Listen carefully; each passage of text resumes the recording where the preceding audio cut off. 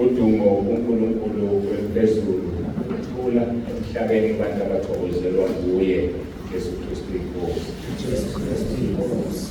Ngiyabonga-ke uNkulunkulu kakhulu ngesikhathi akasipha sona ukuba sibe ndawonye kuhle simdumise ngoba kuyahanjwa impela kakhulu ayikancane. Izolo bengisemngcwabeni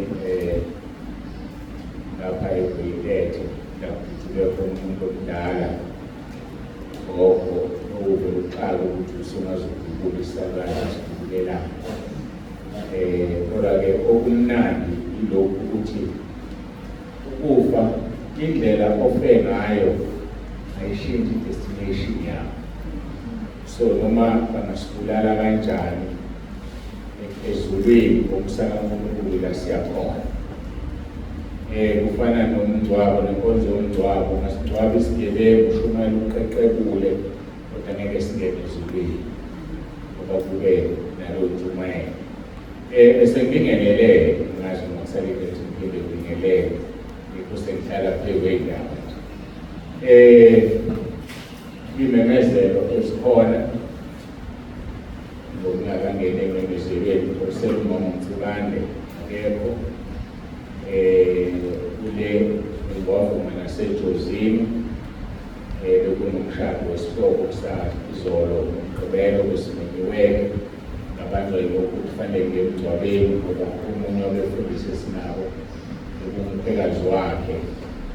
Kanti lo mfundisi lo bekade khona futhi emngcwabeni kamfundisi uphele umadlula besinawo le mphumuleni. So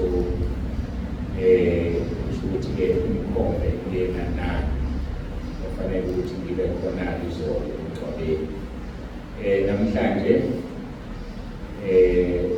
kunomntwana undodakazi ngingazobeka kanjani kodwa kunenkonzo yakhe enkulu eseweseni esinemile-ke nakhona umama uyileke uyosimela-ke khona kufanele abe khona kuleyo nkonzo. Cela ungayichazi ukuze ngimvumi ngizoyichaza ngayichazi kahle kodwa inkonzo yona enkulu iyahalaliselwa iposition akayinikeziwe ebandleni. Angidlulele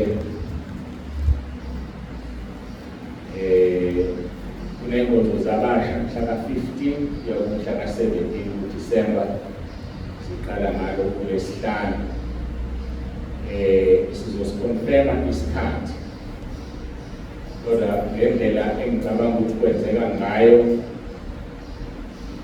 ngizoqinisekisa ngokuhamba kwensuku soba ney'nkonzo ezimbili Friday sibe ney'nkonzo eziwu-4 Saturday leyodwa Sunday. Kusho ukuthi-ke ngamanye amagama iy'nkonzo eziwu-7 zizoba mbili ngokuLwesihlanu iholide. Umongameli wezwe uCyril Ramaphosa usinikezile mhlaka 15 Disemba iholide. So uma abantu bengasheshe basuka abasha ey'ndaweni zabo emabhentshini sikwazi ukuba sibe ney'nkonzo ey'mbili ngoLwesihlanu ngoba sihlale sinabo abasha njalo uma bekutholile ithuba silisebenzise. Kodwa-ke ngizoqinisekisa-ke ngesikhathi nakho konke inkonzo eziningi zokusebenza.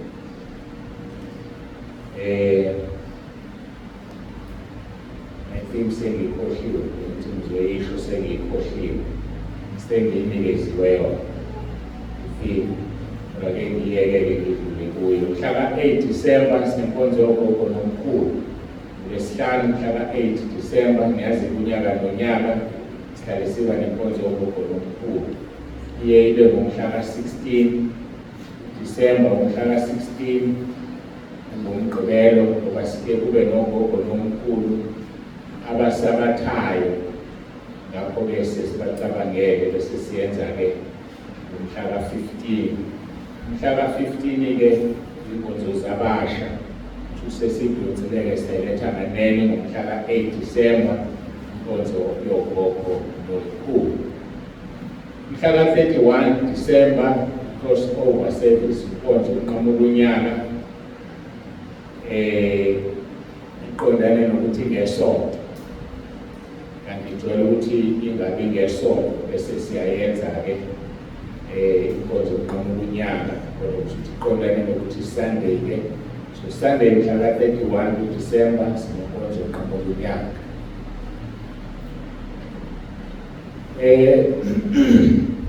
Ekugcineni-ke isimemezelo-ke esesiqondene nomfundisi uNdlovu esivuka nje mangihlezi lapha phansi eqoqa indaba ebesondelene ngayo nomama umfundisi uMadudacele. Uma ungena ku-YouTube umfundisi uMadudacele uzomthola inkonzweni asivalelise ngayo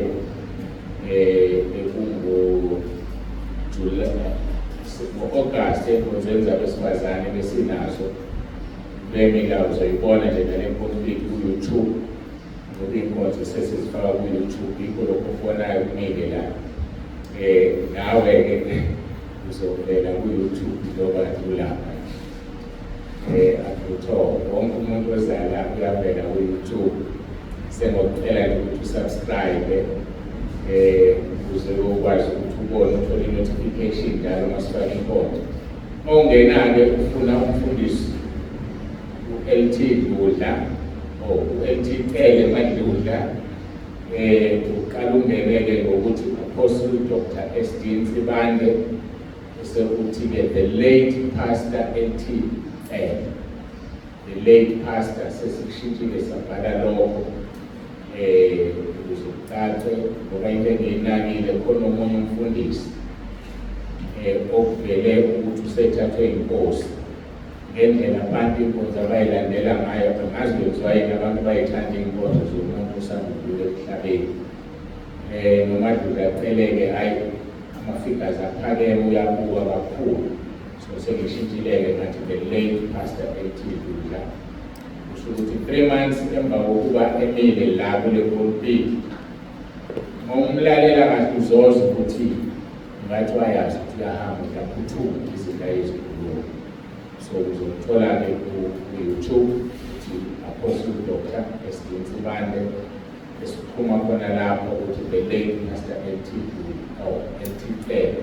Ukuthi ngibhala uDudla la-ke nje ikhuzise lokuphinde bese uyangena-ke uzoqonda kuye ngqo. Kodwa uma ungangenanga-ke uzobona zonke iy'nkonzo zala ekhaya ukuthi i-Apostle Dr. S.D. Nsibande. Ngiyabonga-ke ngifisa ukudlulisa lokho. Ukwazi nawe ukuyithola inkonzo asivalelisa ngayo umfundisi Cele. Ngicabanga ukuthi asinazo ezinye imemezelo ngaphandle kwalokho esesidlulile khona. Inkonzo yokushisa-ke namhlanje siyabonga ilanga selikhona, ngeqonto lizokuna.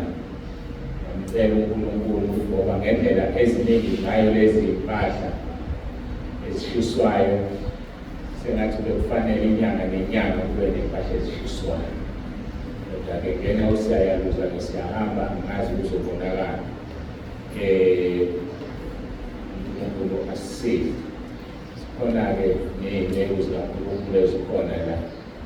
Kuphela ukuthi uNkulunkulu ikhuleke ngizwa sivumele nazo zikhulu inkonzo zokushisa nalokhu kulindwe mina ukuze kushiswe impahla. Sizovula izwi lenkosi esilitholayo kuDeuteronomy chapter 7. Mawushe umsebenzi yonke imihla ngisela angishumayele zona ezinkulu khona kuthi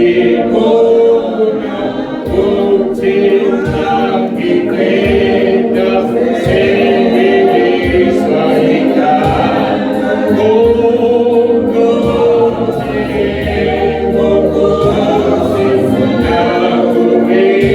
Yeah.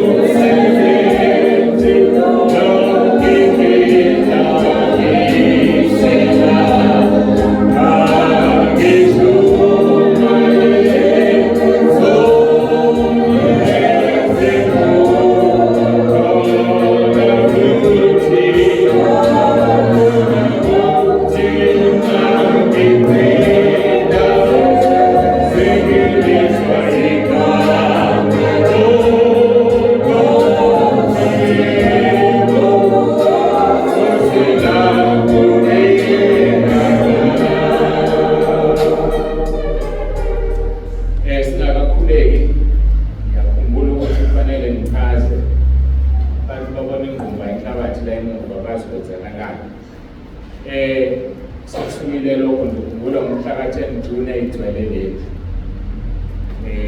Ilayisha 500 wabantu. Ngephasika eyigcwele lethu.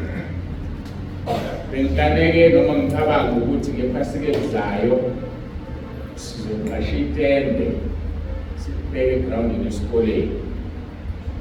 Ngaphoxeka-ke, ngiyaxolisa-ke Msimkhongo, ngaphoxeka-ke ukuthi igrawundi lasesikoleni sakho kanti lingaphandle kocingo. Bona abafana bayadlala nje, kuze thishonkulu abafana abadlalayo, thishonkulu hhayi abafana nje umakhelwane. Kumele ngifunde wezami, kanti sengamcela mesiteko. Ewu, ziqasha itende labantu, ulimisela kudlala khona abafana, uma belishisa, so aliphephile. So kuyangiphoqa-ke, kufanele silobe yona le ndangaso into basishothile. Kodwa-ke la ngemuva simbe isitamkoko, ufuna sifake amashawa njengoba u-36 akhona, sizobona isikhala se-eda amangaki la, amashawa ukuze abantu bengalindi. Naneno khona ngale ufuna siphethe amathoyilethi. Ngaphatheka kabuhlungu kule nkonzo besinayo e-break, bona besifazane bebamba ulayini lamathoyilethi esinawo awu-5. Ngaze ngabeka umuntu ngathi akavimbe ngale bangene nababesilisa. So kuyaphoqa ukuthi kufanele ama-toilet.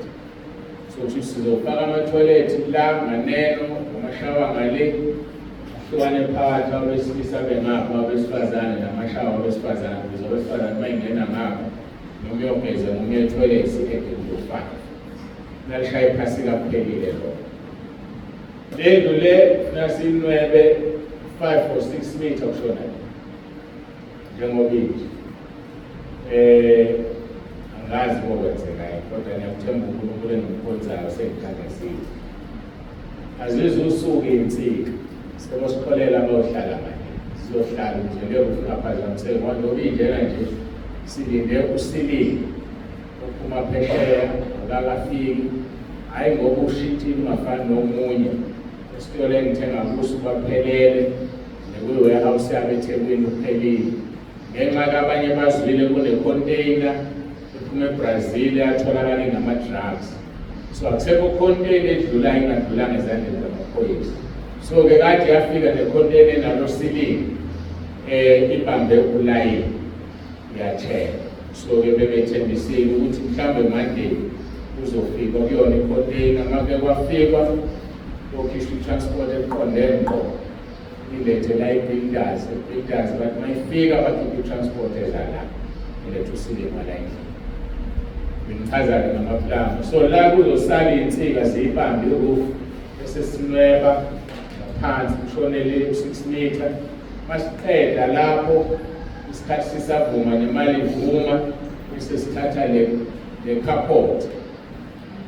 Mangisiyithatha ngisoyisusa siyiqhume ngale yoshaya udongeni. Ayike sengolala ngokuthula-ke senobona-ke ngani ukuthi makugcwale lapho-ke hhayi namakubo sengokwenza. Kodwa-ke sizama lokho-ke ngiyacabanga ukuthi uma senze lezo zinto close to 1,000 yokwazi ukukhonza. So bese sifaka ama-TV-ke ngale nangapha. Hhayi indawo isiphelile ayisephele. Ngithi angibeke esithombeni-ke. Kufanele yonke le nto ibisiphelile ngephasika. Angazi ngoba okwenzekayo. Kodwa uNkulunkulu engimkhonzayo-ke ngimthemba uzosiprovayida imali. Ngizocela kubaba umfundisi uThembu asikhulekele siyezwini lenkosi Deuteronomy chapter 7 kwenze ukushisa namhlanje.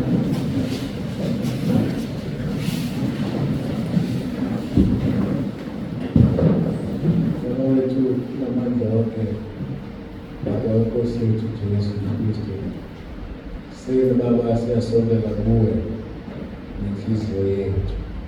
Size kuwe Baba ngoba uma usibizele etafuleni lakho usuke kukhona uzositshela nozosifundisa khona. Anxusana Nkosi ukuthi uthulise umsindo mavele ukuthi singabuzwa wena noma Baba ngezwi lakho ukuze inhliziyo yethu ilamukele nengqondo yethu ilambeke senze lokho okufunayo nakuyo le nkonzo yokushisa Baba Siyakuvumela ukuthi ukhulume ukuze sikhulule nasemagadangeni esitha la siboshwe khona. Sicela lokhu ngokubonga ukuthi uyasenzela khona ngoKristu Jesu Inkosi yethu. Jesu Kristu Inkosi.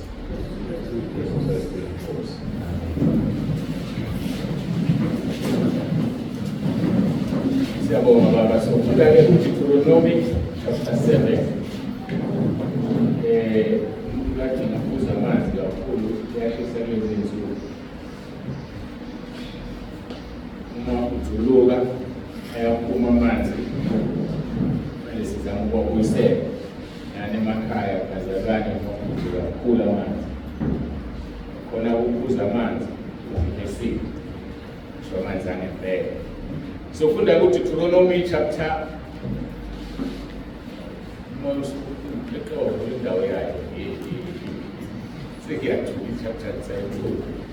chapter 7 verse 15 no verse 16. Verse 15 and verse 16. Deuteronomy chapter 7. Ufundeka ke kanje. uJehova uyakususa kuwe zonke izifo, angabeki kuwe izifo ezimbi zaseGibhithe ozaziyo, kepha azifake phezu kwabo bonke abakuzondayo. Verse 16. Uyakuqeda zonke izizwe uJehova uNkulunkulu wakho ayakuzinikela kuwe. Iso lakho lingazihawukeli, ungakhonzi onkulunkulu bazo, ngokuba lokho kuyakuba lugibe kuwe. Ifilimu noma isihloko ngisinika le nkonzo sithi Susa lokho okuwugibe kuwe. Susa lokho okuwugibe kuwe. Njengoba ke sinenkonzo yokushisa, sishisa zonke izinto eziwugibe kuwe, izinto ezithole ngendlela engafanele. Isihloko sethu ke silapho uthi kuverse 16, uJehova uyakususa kuwe zonke izifo, angabeki kuwe izifo ezimbi zaseGibhithe ozaziyo. Umusho omhlubu, kepha azifake phezu kwabo bonke abakuzondayo.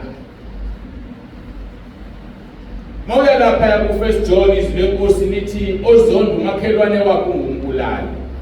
Ingakho kungafanele umzalwane azonde, ngoba ukuzonda kwakho kusho ukuthi uthatha izifo zalo muntu omzondayo zibekwa kuwe. Ikaze lapho mhlawumbe nje lesi sifo kanti unaso ngoba wazonda umuntu. uNkulunkulu wathatha isifo ebekufanele sibe kuye wasibeka kuwena. Iyaqala ke ishuba ibekwa nje. Ake ngiphinde verse 16 or verse 15. uJehova uyakususa kuwe zonke izifo, angabeki kuwe izifo ezimbi zaseGibhithe ozaziyo, kepha azifake phezu kwabo bonke abakuzondayo. Verse 15 uyasicacisela ukuthi kunezifo uJehova uNkulunkulu wethu ayozisusa kithi, azifake phezu kwabo bonke abasizondayo. Uma ke uzondwa ngumuntu, khona imibuzo kufanele uzibuze yona. Lo muntu okuzondayo ukuzondelana. Ukuzondelana. Kungenxa yegama lenkosi uJesu noma kungenxa yokubi bakho? Ukuyazondwa umuntu azondwe ngenxa yokona kwakhe, kanti uyazondwa umuntu azondwe ngenxa yegama lenkosi uJesu. Uyayichaza ku1 Peter chapter 4 qala verse 14. Uthi uma nithukwa ngenxa yegama likaKristu ngibusisiwe, ukuba umoya wenkazimulo nokaNkulunkulu uhlezi phezu kwenu. Uma nje uthukwa uzondwa ngenxa yegama likaKristu ngibusisiwe. And lo muntu okuzondayo-ke yuye lo okuzothatha isifo bekufanele sibe kuwena siyobekwa kuyena, ngoba yena uzonda wena. Athi kuverse 15 ka1 Peter chapter 4, ngokuba makungabikho kini ohlupheka ngokube ngumbulali noma eyisela noma engowenza okubi noma engozigaxa ezindabeni zabanye, Kepha uma ehlupheka ngokube ngumKristu makangabi namahloni, kepha makadumise uNkulunkulu ngenxa lelo gama. Wena bakuzondelayo uzigaxa endabeni zabanye abantu. Khona abantu phela abakhonza ukukhuluma indaba zabanye. Sekwaba khona i-social media edume ngokuhleba, kuyahlethwa ku-social media. Abanye beze bebe nama-accounts ayi-fake ezifihla, efuna ukutshela afisa ukumtshela yena ezingabhoqo, funa ukumtshela indaba zakhe, uyamsaba, uyazifihla. Usuyazondwa-ke manje ngoba uzigaxile indabeni. Omunye wenza leyo nto nje usekhohliwe ukuthi uke wayisebenzisa le namba kumuntu othize, mase beyitrace beyilandela bambona ukuthi ubani. Ngoba uyakhohlwa ukuthi uma uhamba emhlabeni uhamba uhlehle, uhamba uye phambili. Yazi kangizwe ukuthi ngithini. Umuntu ohamba ehlehla kulula ukuthi mayehlehla akukhulume ngesihlabathi. Uma uhamba uhlehle esihlabathini ozazi inyawo zakho uzokufuna la usuka khona ngoba inyawo zibhekele kantweni ushenze njani ushaya reverse. Kodwa uma uhamba uya phambili kulula ukuthi bakutrace bakuthole nokuhleba kwabo. Athi umpostoli Paul okholo moya kaNkulunkulu ngokuba makungabikho kini ohlupheka ukube ngumbulali noma eyisela noma ngowenza okubi noma ngozigaxa ezindabeni zabanye. Kepha uma uhlupheka ngokuba ngumKristu usisiwe, dumisa uNkulunkulu ngenxa lelo gama. Ngakho-ke abantu abakuzondayo abangakuzondeli ukungcola kwakho, abantu abakuzondayo abangakuzondeli ukuhleba, bengakuzondeli ukuzigaxa endabeni zabanye abantu. Thina-ke asizondi muntu njengabantwana bakaNkulunkulu ngoba asibambene negazi nenyama, siyadlula kumuntu. Umuntu onesikhathi sokuzonda umuntu akazange noJesu lo muntu. Umuntu onesikhathi sokuzonda umuntu akamazi uNkulunkulu mhlaza ngambona. Siyadlula thina kumuntu ngoba sibambene nenyama negazi. Kodwa sibambene nembuso namandla obumnyama asemkhathini. Yiwona esibambene nawo. Kodwa umuntu osathanda ukuhamba indaba, umuntu osathanda ukuhamba ebuza kwabamanga, yilo muntu ufuna ukutshelwa amanga, kuthiwa umakhelwane wakho ubulele, umakhelwane wakho wenza ukuthi, ngoba awukho uKristu. Ngakho-ke izwi lenkosi eFesu chapter 6 verse 12 kuyacaciswa ukuthi asibambene nenyama negazi, kodwa sibambene nembuso namandla nababusi bezwe banobumnyama nabomoya bobubi emkhathini. Ngakho-ke thina sizondi muntu. Umyalo wesibili omkhulu uthi uJesu othanda umakhelwane wakho njengoba uzithanda wena. Uyamthanda yini umakhelwane wakho njengoba uzithanda wena na? Uyamthanda yini umakhelwane wakho ukuthi ungakubeka ukuphila kwakho ngaye ngenxa yokuthi uyamthanda na? Ngakho-ke uverse 15 uyasicacisela esimfundile. Lithi uJehova uyakususa kuwe zonke izifo, angabeki kuwe izifo ezimbi zaseGibhithe ozaziyo, kepha zifake phezu kwabo bonke abakuzondayo. Yingakho ngithi ungazikhathazi ngabantu abakuzondayo, ngoba uNkulunkulu uzokulwela. Wabalwela abaseGibhithe lapho ku-Exodus 14:14. Wathi la maGibhithe enobona namhlanje niphinde niwabona, khohlwani wona ngoba uJehova uzanilwela. Ngakho-ke uma uwumuntu onaka abantu abakuzondayo, mhlawumbe uyazondwa emsebenzini, mhlawumbe uyazondwa umakhelwane, uyazondwa emphakathini, as long as ungazondelwa ububi obenzile, uzondelwa igama likaJesu, kuhle lokho umbuzo wakho omkhulu ezulwini. Yikho ngithi ngiyabuza ukuthi wena bakuzondelani na? Itheme yethu ilele kwiverse number 16. Othi uyakuqeda zonke izizwe uJehova uNkulunkulu wakho akaye kuzinikela kuwe. Iso lakho lingahawukeli, ungakhonzi uNkulunkulu bazo, ngokuba lokho kuyakuba lugibe kuwe. Siyababona abazalwane bahluleka ukuhamba ekukholweni ngoba kunezinto eziwugibe kubona. Kunezinto iso labo elizihawukelayo. Akhuluma uNkulunkulu athi into ethile iso ungafuni ukuhlukana naye wena ngoba iso lakho liyihawukela. Mhlambe wayinikezwa nge-birthday. Inhle iyathandeka iyabukeka but umbuzo omkhulu wayinikwa ubani? Ubani owakunika yona? Ngoba kuya ngokuthi into inikezwe ubani. Mhlambe makuyinsizwa ine-cellphone enhle inikezwe intombi. Ukuthi uthole inkonzo zasekhaya lezi ngalo cellphone, leyo nto ilugibe kuwe. Kuthi uNkulunkulu ungayihawukeli ezinye zezinto esizishisayo lezo ngoba indlela oyithole ngayo.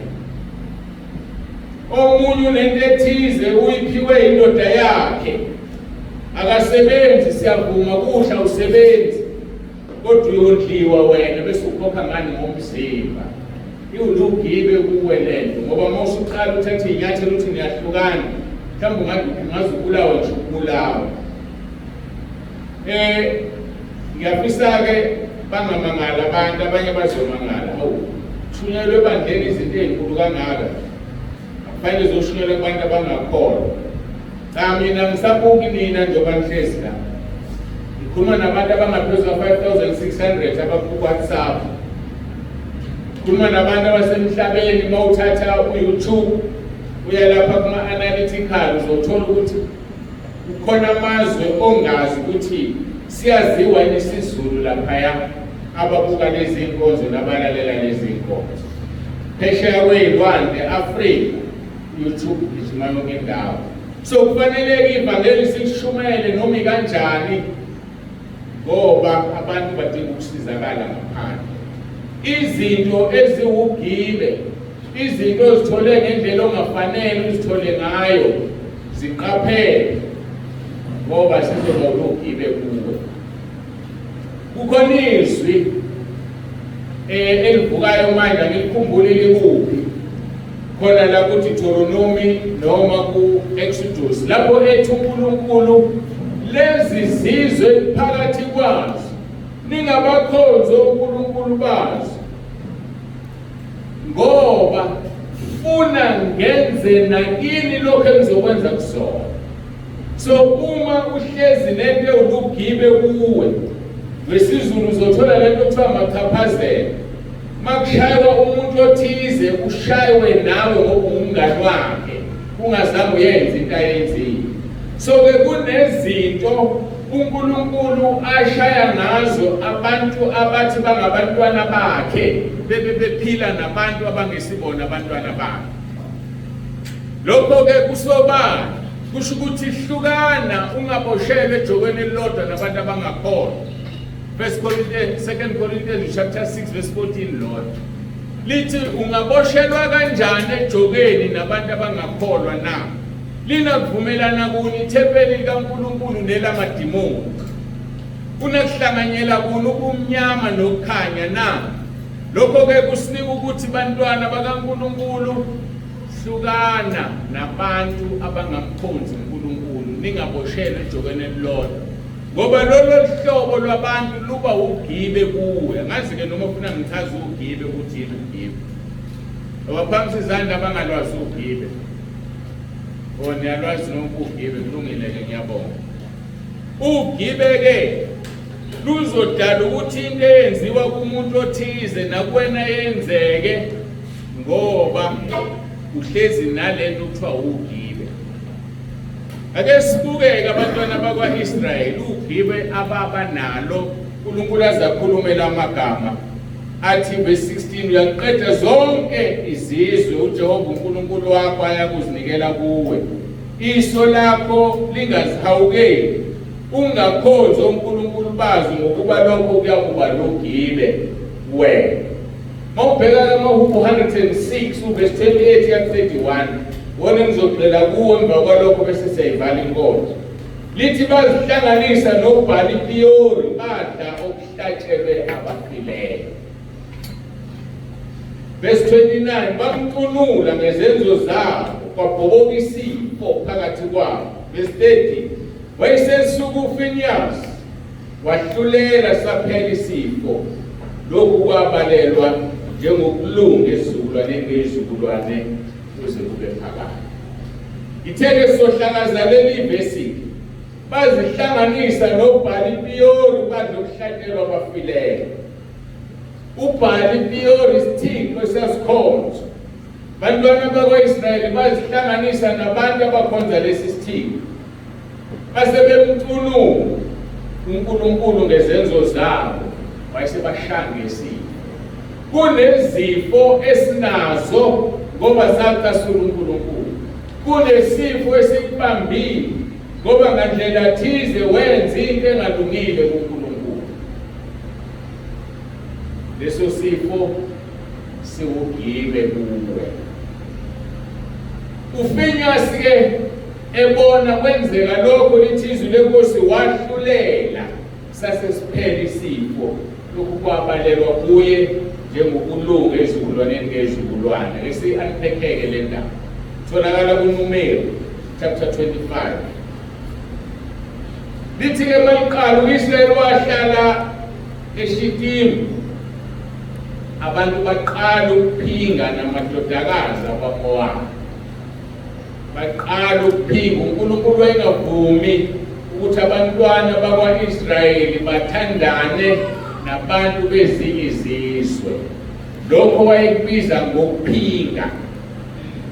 Njengokuba namanje kwenzeka uthola intombazana ethenjiwe ebandleni ngoba abantu bayawuthanda umshado, ngoba sekufika insizwa yangaphandle engakhona ifuna ukumshada, useyavuma naye ngoba ujahele ukuthi ushiphe isibongo.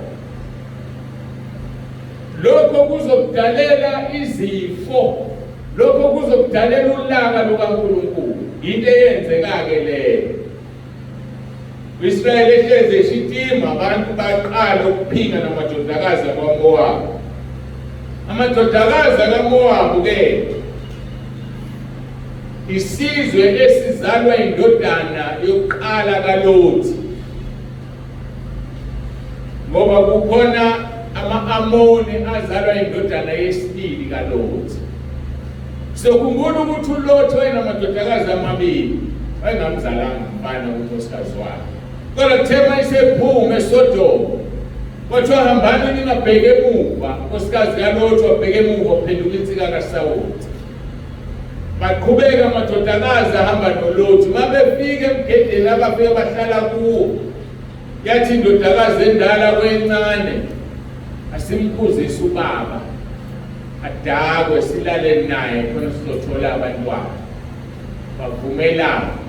Yaqala endala yamdakisa uyise, yalala naye, yakhulelwa. Mayisikhuleliwe yazala uMowabi. Sapheka kanjalo isizwe sakaMowabi. Ngakusasa nencane yamdakisa uyise, yalala naye, wazalwa uBhenani, okwagcina kuyisizwe sama-Amoni. So lezi zizwe ezimbili uNkulunkulu wayengazifuni ngoba zavela through ukuphinga. Zavela ngalento yokuthi umuntu akufanele alale nesihlobo sakhe, balala noyise, base beyavela. Manje-ke uNkulunkulu badonse ngendlebe, wathi ningahlangani nesizwe sakwaMowabi, base behlangana naso bona. Uthi kuverse 2 kaNumeri 25, ngokuba babiza abantu beze emhlatshelweni yawonkulunkulu babo, abantu badla bakhothamela onkulunkulu babo. uNkulunkulu babo uyena lo Bhali-Piyori, uNkulunkulu wakwaMowabi. Verse 3, u-Israyeli wazihlanganisa noBhali-Piyori, intukuthelo kaJehova yayisinguthela u-Israyeli. Namhlanje lo Bhali-Piyori yilento yakho nayo ithole ngendlela engafanele. Yilento yakho nayo ithenge bafanele. Ngoba niyathanda ukuthenga bafanele. Ngoba kushibhile bafanele kanti umfana intshontshile lento. Mhlawumbe kulethe extension cord wena intshontshe lapha kwamakhelwane. usezokudayisela usuyayithenga extension code wena eyebili uyaphinga emehlweni kaNkulunkulu ukhonza abanye uNkulunkulu uzobhoboka isifo. Khona uhlobo lwabantu engithi mina sebafaka i-application yesikhobo kulula ukuthi baphendule. Ngale ngakhuluma futhi ngalolo hlobo lwabantu. Kukhona lo msebenzi obumuhle inhloso yawo inhle wokucebisa abantu abamnyama uzama ukubhala igap nabelungu. Lo msebenzi okuthiwa ithenda, amathenda bazalwane anemali. Bathungelile usathane kuyithenda. I just wonder umzalwane nethenda umeneja kanjani kuba nethenda eqhubekayo engabribe. Ngizolibeka-ke mina iqiniso. Ngoba njengamanje ayikho ithenda oyitholayo ungadizili ungakhiphile imali. And bafuna imali eshisiwe labantu bamathenda. Sihlushwa ugesi nje namhlanje eSouth Africa yiwo lamathenda lawo. Nanku umgwaqo mhlawumbe kufanele wakhiwe. Bawukhowutha abantu 2 million amakhilomitha athize. Okhipha ithenda athi ngakunika le thenda ngifuna u-40%. Mayifuna u-40% uzowakha ngani lo mgwaqo? Uzobaholela ngani abantu? 60% uzokwenzani ngawo? Yena akazukwenza lutho ukudla nje lo 40%. Yingakho-ke sinemigwaqo engaphelile, sinama-potholes eSouth Africa. Yilabo abantu abakhipha amathenda. Yise ngiba worried ngabazalwane abanamathenda, how do they manage without bribing? Mhlawumbe bayazi bona ukuthi bakwenze njani angazi. Kodwa usungcolile lo msebenzi. Ngithi-ke mina lo muntu okhipha ithenda wawathola lama millions. Wahamba wayokwakha mhlawumbe emhlanga indlenhle. Wagibela imoto ka3 million. Lase kuyamhlaba ivangeli. Yazi ukuthi kufanele liyanda ishise. Moto ka2 million sihambe soyifaka umlilo ngoba ingashi izoba ugibe kuye esiphogweni. Ngicabanga ngavuma. Ilabo abaningi sebe-apply kwesiphogweni. Yingakho uNkulunkulu uma iso lakho lingahawukeli. Susa bulala izinto zabanye uNkulunkulu. Khona abantu abanezinto abazivalwethayo zinhle kodwa zithola ngendlela engalungile. Khona abantu abathi mina ngcono ngihlupheke ngilambe nezingane zami ngoba indoda yami isifile ukunokuthi ngidle ukudla engikunikwa enye indoda ngoba ifuna umzimba wami ngodla izingane zami ngidle ukudla okungcolile. Kodwa khona abantu abangenandaba yalokho sibulele izingane ziyasebenza. Akulungi lutho empilweni yazo ngoba lezi izinto ziphenduka ugibe. Susa lento ugibe empilweni yakho uzumkhonze kahle uNkulunkulu ngokungcwele. Ngoba mawungayisusi ngeke umkhonze ngokungcwele. Akukhathasekile ukuthi yini, ngaba imoto, kungaba umuzi, kungaba isudu noma yini mawuyithole ngendlela engafanele. Abesethi komunye cha mina lo wangithengela lo ngangingathandani naye. Mhlawumbe kwakuyipo yomngani wakho. Yenze ukuthi uyithubuzele noma mhlawumbe base bexabana nomngani wakho eza kuwe. Ukuthi ifunge imali ongcengele phela. Wayithatha wenza into wayenza. Ugibe kuwe lo nto ngeke ungene kuleli isu lalo ngikukhotha. Angeke ungene. So ziningi izinto eziwugibe zizinhlobo eziningi ezihlukeneyo. uNkulunkulu uyakhuluma nawe uyakutshela ukuthi yini ukugibe kuwe ezokwenza ungangene ezulwini. Ithikizwe lenkosi bamhlasula bamthunula ngezenzo zabo kwabhoboka isifo phakathi kwabo. uNkulunkulu ethukuthele isivuthi intukuthelo yakhe akashaye wena wedwa kodwa ukuhlanganisa nabahambisana nawe. yikho kufanele uzisuse izinto eziwugibe kuwe. Yikho kufanele uhlukane nabantu abawugibe kuwe. Uma usebenza enkampanini la utshontshwa khona wena awuntshontshe kodwa uhlaba inhlalo uthule. Boshwa ngebhande elilodwa ezulwini esihogweni kanye nabo. Khetha ukuthi uyakhuluma uzona ukulawo ufele igama likaJesu uhambe ekhaya ezulwini noma uyawuyeka umsebenzi uhambe uyolamba ukusebenza ngezonakala. Kukhulu ezulwini akulula. Wathi uJesu isithebe singamane ikamela lingangena ngentunja yenalithi kunokuthi isithebe singene ezulwini. Kukhulu isithebe singene ezulwini. Yabona yona lento yokuthenga le. uSathane uzama ukuyidla. Kanti uthini uNkulunkulu kuHagayi chapter 2 uthi igolide nesiliva lingelami. uSathane uzama ukulidla. Ithi iBhayibheli abantu ngenxa yokuyifisa imali bagwazwa iminjunju. Bahamba abantu bayothwala. Omunye akanangane wathwala ngengane yakhe. Omunye akanankosikazi wathwala ngenkosikazi yakhe just because ufuna imali. Inzima lento yemali. Uthanda imali ngaphezulu kaNkulunkulu kuyiso. Into emnandi ngoNkulunkulu mawuthanda yena uzokunika imali.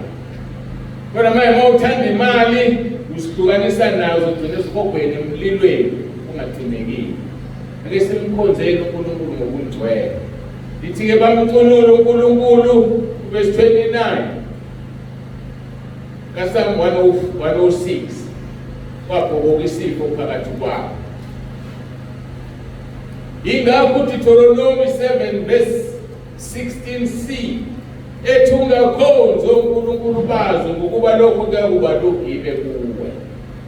Bamcunula abantwana baSirayeli uNkulunkulu kwabhokoka isifo. Ngesikhathi ethukuthele uNkulunkulu wakhipha instruction kuMose wathi thabatha zonke izinhloko zabantu uziphanyeke uziphanyekele uJehova elangeni ukuze ithukuthele ukuthi kwaJehova ibuye kuIsrayeli. Ngike ngalibheka leli gama ake ngibheke kwelesilungu number 9 verse 8 uthi uNkulunkulu uMose akathatha izinhloko zabantu aziphanyeke. Ukuphanyeka phela ukulengisa. Lithe lesingisi Moses was told to hang the offenders before the Lord, to hang. So ukuziphanyeka kwangempela hayi ukuthi udidekekile. uNkulunkulu mayisesebenza angatshela wena athi xosha ingane yakho ekhaya uhlala kanjani nengane esifele. Uhlala kanjani nengane eshintsha amadoda noma nomfana ushintsha amantombazane uthule kodwa uthi umzalwane. Iso lakho malingahawukeli. Angisaphathike makuwukuthi uphekelwe lo makotshana ungaze khishwe neyodwa inkomo. Angiyeke inkomo enkulu akaze khishwe ngisho inkulu. Kodwa uyapheka la ekhaya. Uyadla ukudla okungcolile. Uzongena kuliphi izulu? Lezi zinto zidala ugibe uzoba nezifo. So lokhu sibe sathe ngegama likaJesu. Hayi sokhuleka umfundisi uNdlovu. Kodwa ngeke abantu basinde ngoba benzeni izinto eziwugibe. Wolibiza igama likaJesu uzuliyeke. Futhi boqaphela ngoba uNkulunkulu angahle ajikele wena thukuthelele wena olokhu uncengela lo muntu oxabene naye. Ngoba kudala ekhuluma naye akezwa. Abatha zonke inhloko zabantu uziphanyeke. Noma uziphanyela uJehova elangeni ukuze ithukuthelo evutha kwaJehova ibuye kuIsrayeli. Mose wathi kubo abahluleli bakwaIsrayeli bulalani kube lona loyo abantu bakhe abazihlanganise noBhali-Piyoli. Kusho ukuthi indoda nendoda izobulala izingane zayo ezizihlanganise noBhali-Piyoli. Indoda nendoda izobulala umfana ohambe wayoqonywa kwaMowabi. indoda nendoda izobulala intombazane indodakazi yayo enesoka kwaMowabi. Angazi ukuthi kube kwawilo lohlobo oluyithi lwamakholwa sasiyoyenza iy'ngane siyithanda kangaka siyipheza phekwa amakhanda ethu. Awuyoyenza leyo kodwa uNkulunkulu uthi makwenziwe. Uma kuwukuthi uyazihlola ukuthi ngeke ukwazi ukuyenza ufuna ukutshela manje ngeke ukwazi ukuhlulela usuku lokugcina. Ngoba izwi lenkosi lithi thina esiyohlulela kanye noJesu. Uyotshela uyihlo okuzalayo mhlawumbe okuhluphayo manje ngokuhlabela amadlozi. Uthi baba ngangikutshela umelene nensindiso nasi isikhopho. Hawu mntanami ngikuzala pho wangizala emhlabeni hayi la. Ingane yakho ikutshele ithi ma sholo esikhopweni. Sengikhumbula le ngane le accuse unina. Nina wayithanda le ngane enzela zonke izinto. Eyifundisa zonke izinto. Ikhula iba yi-teenager wayifundisa ukuthi uhlelwa kanjani umndeni. Wayifundisa ukuthi akhethwa kanjani ama-boyfriend. Wayifundisa konke okwasezweni. Kanti izokhula. Ithe sisembhedeni wokufa. Yathi mama ngifundisile yonke into. Ngifundisile ukuthi amaqoma kanjani. Ngingabaqoma kanjani. Uhlele kanjani umndeni. Kodwa yothi into ngifundisa ngayo ukuthi kungenwa kanjani esulwini. Siyaphuma umphefumulo wami njengamanje. Yolahla isikhopho. Fundisa ingane yakho ngendlela, khulisa ingane yakho ngendlela okuyoba ngeyayo Isaiah 22 ngithi verse 6 mangaphazama. Khulisa ingane ngendlela okuyoba ngeyayo. Ikhulisa kanjani ingane yakho? Uyayitshela ngeqiniso. Igazi layo lokuzwa kuwe. Ngoba uNkulunkulu uma ekunika ingane usuke ekuthemba ukuthi ikhulise le ngane. Angazi ukuthi kuswayendele senziwe. Kodwa iyavuka. Mawuye ekuqaleni kuGenesis chapter 1 qala ku verse 26. Lithi izwi lenkosi uNkulunkulu wathi asenze abantu ngomfanekiso wethu basifuze banqobe. 3 Ngicabanga ukuthi 28 lithi uNkulunkulu wayesebabusisa abantu wathi zalanani nande.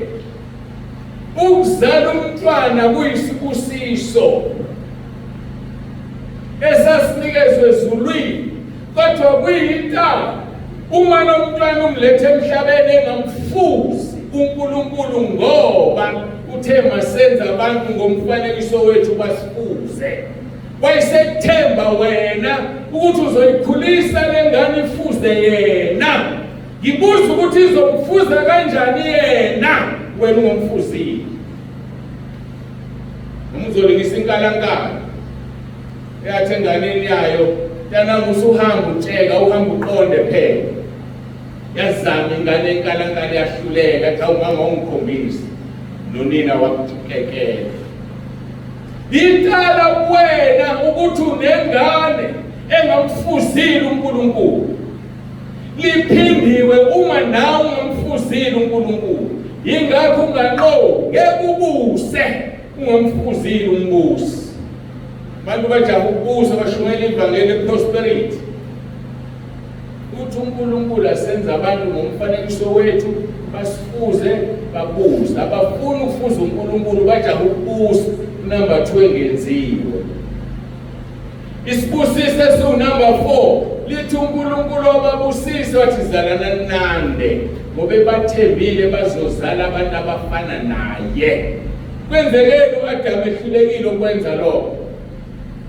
uKhayini wabulala umfowabo ngoba bengamfuzile uNkulunkulu obekufanele amfuze.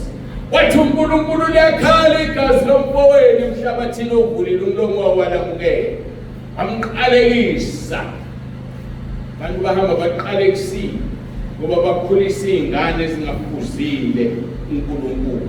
And worse uma nawe ungumfuzile uNkulunkulu. Ngakho-ke Mose wathi ababulawele abantu. Masifunda kuverse 16 esimfundile. Uthi uyakuqeda zonke izizwe uJehova uNkulunkulu wakho ayakuzinikela kuwe, iso lakho lingazihawukeli, ungakhonzi uNkulunkulu bazo, ukuba lokho kuyakuba lokugibe kuwe. Ungahawukeli, mayihawukeli ngisho ingane yakho, ngoba nakho yenza ungalungile. Mhlawumbe nje waba nesandla ingane yakho ubona uzophoxeka wathi ayibisiso. Kazi laleyo ngane yabulawa lofuna ukwela gogo wakhe. Mhlawumbe wena wathi bisa umngane wakho ekhala ethi uzoxoshwa ekhaya ikhulele, wamtshela akenzeni. Igazi lengane yakhe lizokuzwa kuwe, ugibe kuwe lento namhlanje. Uthi uverse 30 uma u106 wayesesuka uPhinehas wahlulela isaphela isifo. Kunezifo emndenini wakho ezizophela ngoba wena usukuma uma umele uJesu. Mangasukumi nizobhuqwa yiso lesi sifo. Sukuma umele uJesu emndenini wakho. Wasukuma uPhinehas wahlulela saphela isifo. Mangasukuma sizophela lesi sifo. Wahlulela kanjani uPhinehas? Jesu ukuhlala kuNumeri 25. Lesibheke ukuthi wenzani uPhinehas verse 6 kaNumeri 25.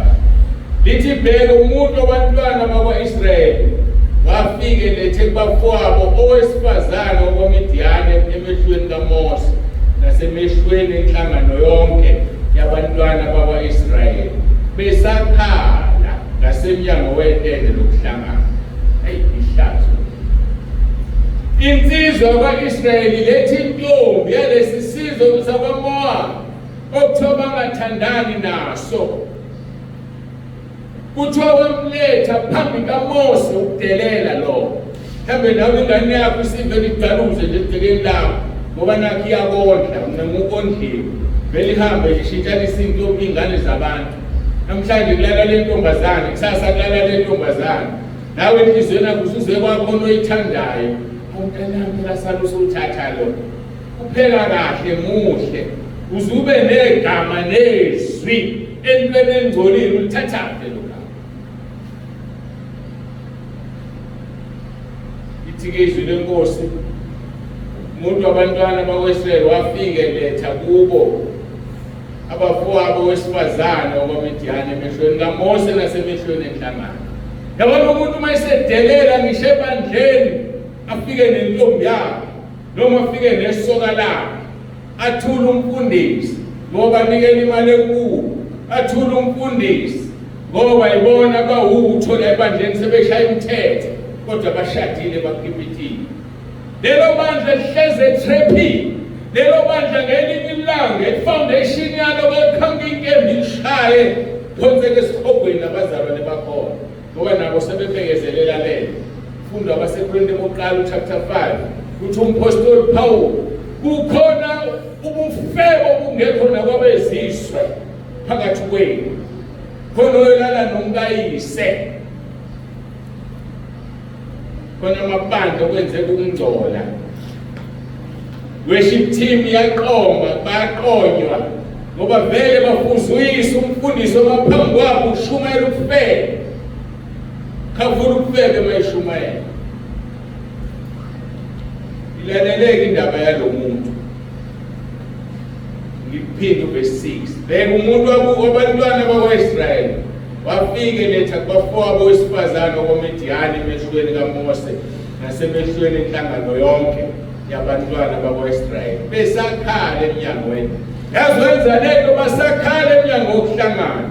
Banenga uNkulunkulu ngoba uyabaqeda ngesifo ngoba baphinge nabantwana bakaMowabi ngoba bakhonza ukubhala impiyoli bamyekile uNkulunkulu. Basakhala banenga uNkulunkulu lensizi yadelela ivele yangena nentombi yakhe. Njengoba ngibuka kwenzeka namanje kuyenzeka khona ividiyo kuya-circulate, ngiyacabanga ukuthi siyaqhubeka, into ebuhlungu eyenza ngibe nombuzo ukuthi liphi ibandla lishonephi ibandla. Ushumele nje ngishumela umfundisi evele kule video ukuthi kunekhamera ecashile. Vele ingene igebengu lothi isibhalo. Qonde kuye umfundisi bezimfuqa amafoni wambeka amabili ngirekhoda WhatsApp nje.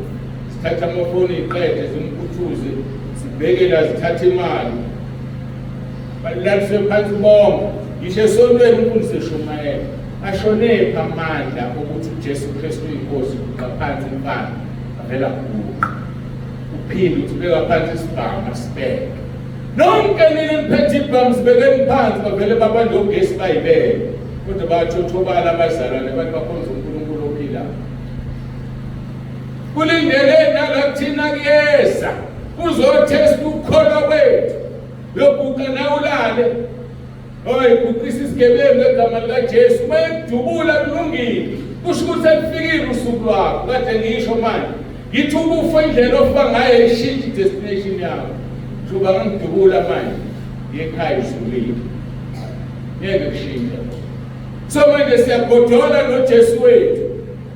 Ngasifuna ukuthoba isigebengu. Kuyadaluza nje umuntu endlini enkonzo. Nasesikhawini basandudubula umfundisi. Eshumani enzeka kanjani letho? Apha ama-intercessors ebandleni, bapha abakhulekayo, bapha abafundisi. Zenzeka lezinto bakhona nabo bayaguqa bashona phansi, balaliswa phansi ngebhamu. Kanti ushonephi uJesu wethu? Hayi mina ngiyizwa lento. Andibatshele beseka. Hayi mina ngoba kuqisa. Hayi ngoba kuqisa ngegama lenkosi uJesu.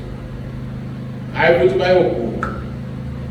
Bathothobana ngabantu ogesi la biza amaphoyisa azobaqonama abafile nebhamu zabo.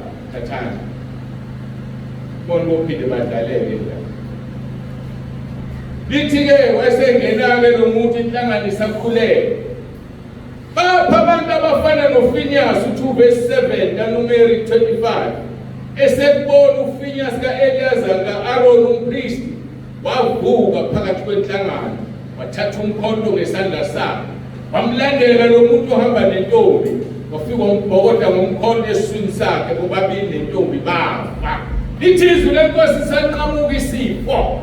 Ngoba isifo sonqanyulwa amadoda amaya emele uJesu. Isifo sonqanyulwa abesifazane omama bamaya bemele uJesu.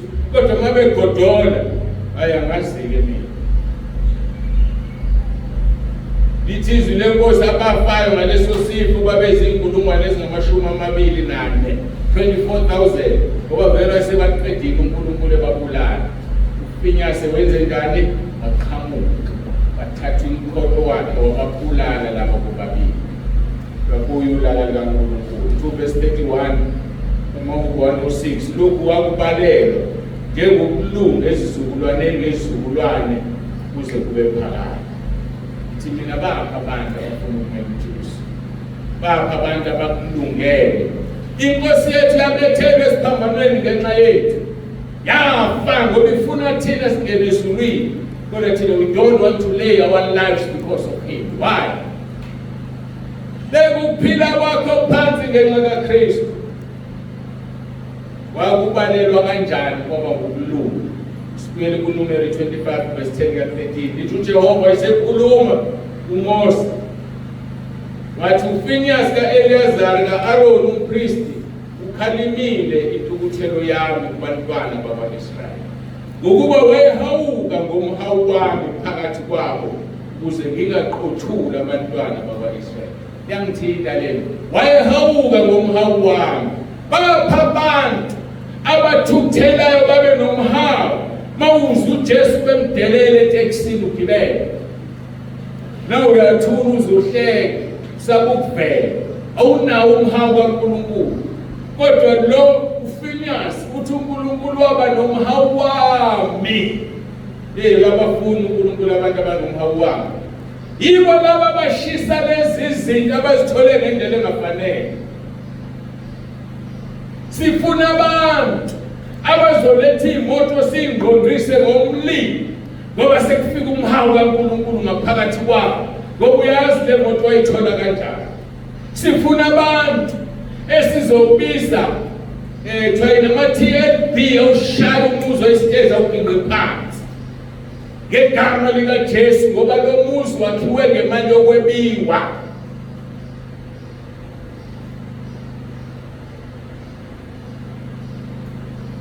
Verse 11 and verse 25, Phineas ka-Eliyazari ka-Aroni umpristi ukhalimile intukuthelo yami amazwi kaNkulunkulu lapho, ngokuba wayehawuka ngomhawu wami phakathi kwabo ukuze ngingaqothuli abantwana bakwa-Israyeli ngomhawu wami. Ngalokho yisho ukuthi bheka, ngiyakumnika isivumelwano sami sokuthula, siyakuba kuyo nakuyo inzalo yakhe emva kwakhe isivumelwano soKristu okuphakade, ngokuba wayenomhawu ngoNkulunkulu wakhe wabenzela abantwana bakwa-Israyeli ukubuyisana. Mawubheka lo muntu wenza umsebenzi wenziwe uJesu, waba nomhawu kaNkulunkulu, basinda abantwana bakwa-Israyeli. Uzoba nini wena nomhawu kaNkulunkulu usekuthini umuzi wakho?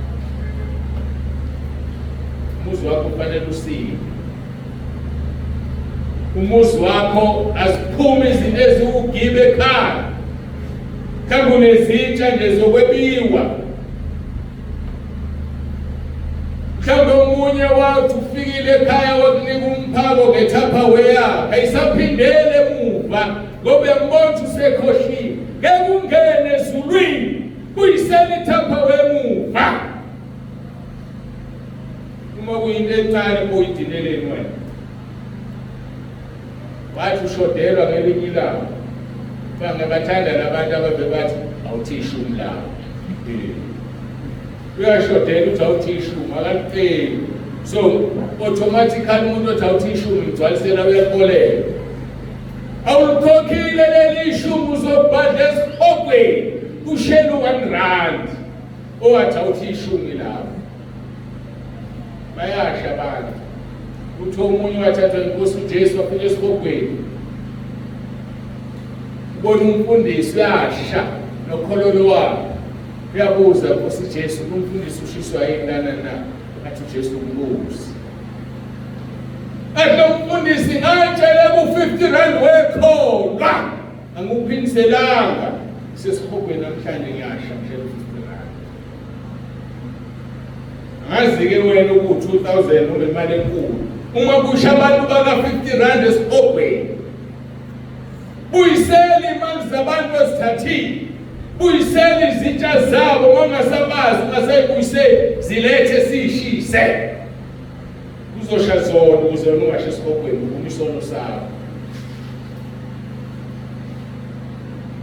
Uthi uNkulunkulu uyomnikeza uKristu ongayokuphela kunekuthula.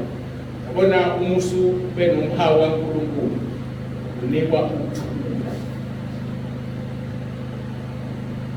uNkulunkulu wayesekhuluma kuMose evalelisa kule nkulumo, wathi khathaza bakwaMidiyani bashaye, ngokuba bayakunikhathaza nina ngomcebo abanikhohlise ngawo endabeni kaPiyori nangendaba kaKhosini, indodakazi yesikhulu sakwaMidiyani udadewabo wabulawa ngosuku lwesifo ngendaba kaPiyori.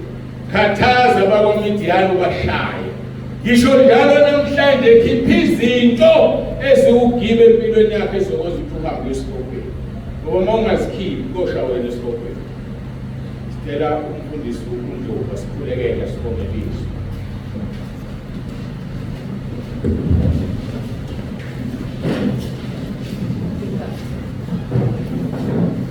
Igama lenkosi uJesu Kristu waseNazaretha, Baba wamandla womdali wezulu nomhlaba, siyabonga Baba izwi elifundiwe, liphiliwe, liphefumulelwe wuwe.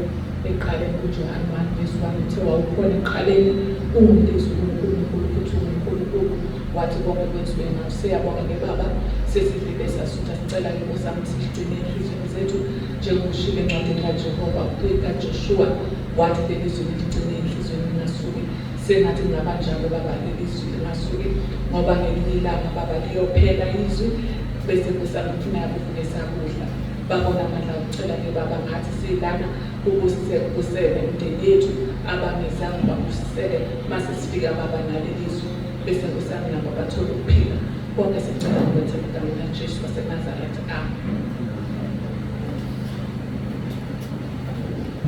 Gete yako,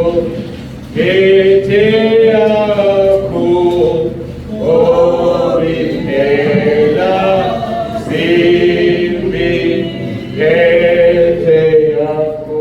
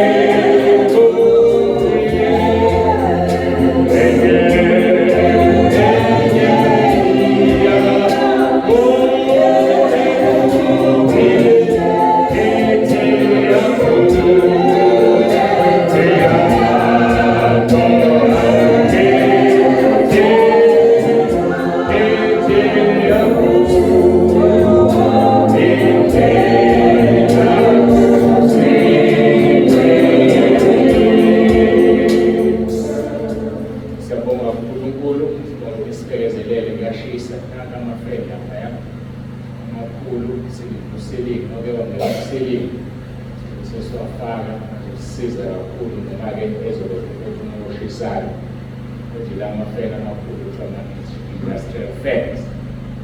Ngangaphazaama u-16 sungayibhalela ngokwazi ukubhala in-2009 beyond. So-ke sizama ukuthi-ke ukuthi sithule asibone kuyashisa. uNkulunkulu esipha amandla lokhu ngale kweplagi khona nasemuva ngangibhajethe sofaka ikhona sokugcina khona silokhu sincenga kancane kancane ukuze sisize sibekezelele. Sesizophuma esenkundleni yokushisa yacela imoto sizama ukuyibhinanisa ngapha sizojika ngale ngoba kusadingile lapha basishisela khona. Cabanga ukuthi konke sesingakwenza sebengalungisa abalungisayo balungisa ungayikhishi ikhoze yenzela ukuthi hayi manje ufuna ukuthi ufake kancane impilo lapho ngasekushiswa akhomba ihambe iye emhlabeni wonke. Siyabonga kakhulu-ke sesiyokhuleka-ke kuleli siyenze-ke yonke inkonzo. Siyabonga uJesu Kristu inkosi. Singakhumbula khona ayithema abathayiseli lapha sebekuphela phansi. Usukeke la alale ngethulo qhubekele.